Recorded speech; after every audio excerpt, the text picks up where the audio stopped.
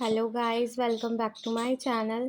आज का हमारा टॉपिक है मार्केटिंग पॉलिसी यानी कि विपणन नीति। तो पहले बनाओ और बेचो को ही विपणन माना जाता था। मतलब हमने प्रोडक्ट बनाया, उसके बाद बेच दिया तो हमारी मार्केटिंग पूरी कंप्लीट हो गई, ऐसा समझा जाता था। पर अब उसके बाद जब विकास हुआ तो अब समझा जाता है समझो और प्रत्युत्तर दो को भी विपणन में ही माना जाता है। मतलब कि जो हमारा फीडबैक आए हैं हम उनसे उन्हें समझें, जो कंप्लेंट्स आई हैं उन्हें देखें और फिर उनको रिस्पॉन्स दें, प्रत्युत्तर दें। वो भी मार्केटिंग के अंदर अब कंपलसरी हो चुका है। व्यूहरचना क्रियान्वयन की दृष्टि से विपणन के प्रमुख नीतिगत पहलू अब हम देख लेते हैं। सबसे पहला आता है उत्पाद रेखा एवं उत्पाद मिश्रण। अब हमारा ये इसमें 3 पॉइंट होते हैं: उत्पाद मद, उत्पाद रेखा और उत्पाद मिश्रण। अब एकाकी उत्पाद को उत्पाद मद कहा जाता है, यानी कि हमारी मान लीजिए कंपनी है, हमारी स्नैक्स की कंपनी है, हम उसमें बिस्किट नमकीन वगैरह बना रहे हैं, तो हमारे एक पर्टिकुलर बिस्किट जो हम बना रहे हैं उसको कहा जाएगा उत्पाद मद।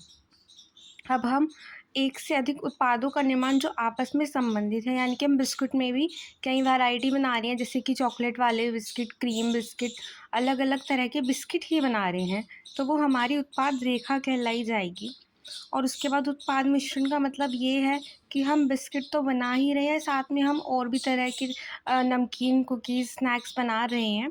उन सबको मिलाकर जो हमारा टोटल प्रोडक्शन है वो हमारा उत्पाद मिश्रण कहलाता है।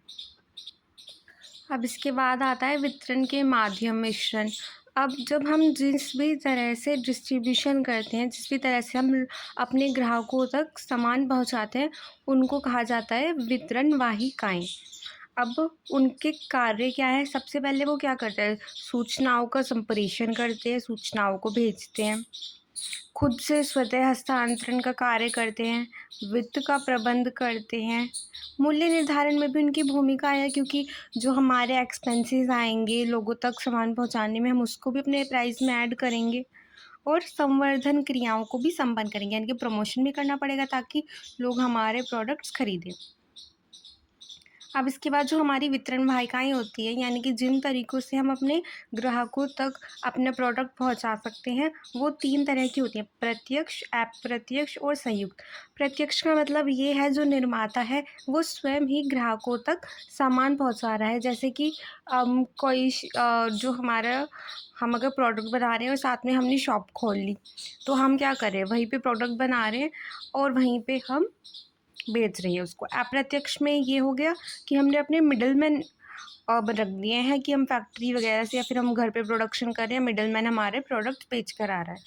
और संयुक्त में ये हो गया हम खुद भी बेच रहे हैं जो प्रोडक्ट बना रहा है, और साथ में हमने मिडलमैन भी, कि भाई यहाँ पे शॉप है हमारी, हम यहाँ पे प्रोडक्ट बना रहे हैं, यहाँ पे भी बेच रहे हैं, और दूसरी जगह पे पहुँचाने के लिए हमने अपना मिडलमैन रख दिया कि दूसरी जगह वो ले जाएँ और यहाँ की जहाँ पे हम बना रहे हैं वहाँ पे हम खुद बेच देंगे। वो कहलाती है हमारी संयुक्त वितरण वाहिका या संयुक्त वितरण प्रणाली। अब इसके बाद आता है कीमत नीतियाँ एवं निर्णय।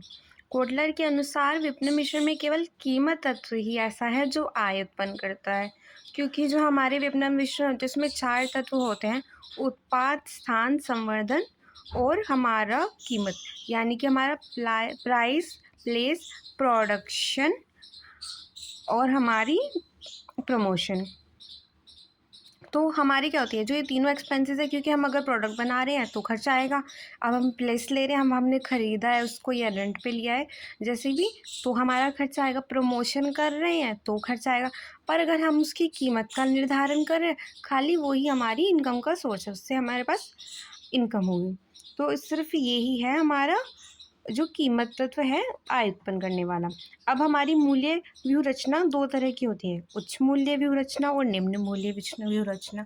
हमने अपना नया प्रोडक्ट बनाया है मार्केट में, और हमने देखा कि उस प्रोडक्ट की डिमांड तो है, पर जो उसके आसपास का कोई सिमिलर प्रोडक्ट नहीं है, यानी कि हमारे पास जो प्रोडक्ट है उसके आसपास के प्रोडक्ट नहीं है। तो हम क्या करते हैं, ऐसे में अपने प्रोडक्ट को हाई प्राइस पर बेचते हैं ताकि हमारा ज़्यादा से ज़्यादा प्रॉफिट हो सके। अभी फिर बाद में क्या होंगे, कॉम्पिटिटर्स आ जाएंगे हमारे प्रोडक्ट की, जब हम बेचेंगे उसको और पता चलेगा उन्हें भाई डिमांड है, वो भी बनाना शुरू कर देंगे। तो उससे पहले ही हम हाई प्राइस पर बेचकर अपना एक्स्ट्रा प्रॉफिट कमा लेंगे।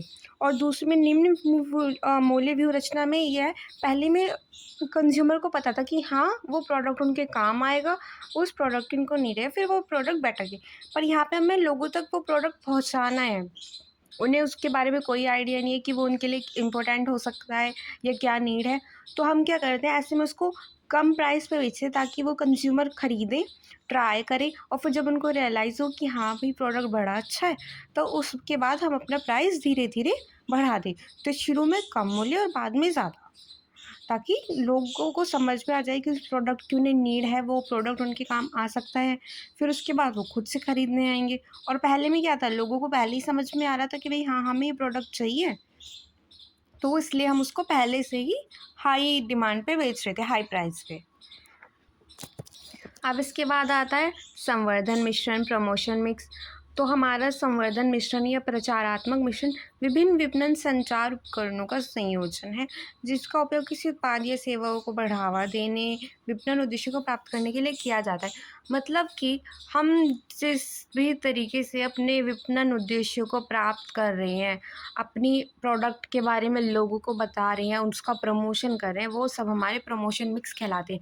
अब इसमें एडवर्टाइजमेंट हो गया, हमारी पैकेजिंग भी हो गई, और हमारे क्या कर रहे हैं, हमने जो सजावट वगैरह की अपने प्रोडक्ट से रिलेटेड वो हो गई, हम एडवर्टाइज़ कर रहे हैं, ये सब हमारे प्रमोशन मिक्स के अंदर आते हैं। अब उसके बाद आती है हमारी विपणन मिश्रण नीति, मार्केटिंग मिक्स पॉलिसी। एक ऐसी नीति है जो किसी उत्पाद या सेवा को बाज़ार में प्रभावी ढंग से लाने के लिए विभिन्न तत्वों को एक साथ जोड़ती है। यानी कि हमारे प्रोडक्ट से रिलेटेड जो भी हमारे तत्व संबंधित हो सकते हैं, उन सबको एक साथ हमने जोड़ दिया कि भाई हाँ ये हमारे प्रोडक्ट से रिलेटेड हैं, हमें इनके बारे में ध्यान देना होगा, और उसके अकॉर्डिंग हमने अपनी ओवरऑल नीति बना दी। और इसमें हमारे जो 4 P हैं वही है, प्लेस, प्राइस, प्रोडक्शन और प्रमोशन। और इसमें साथ में पैकेजिंग वगैरह भी ऐड हो जाती है, तो अभी हमारे 7 हो जाते हैं। आई होप आपको आज का वीडियो अच्छा लगा हो। Thank you for watching.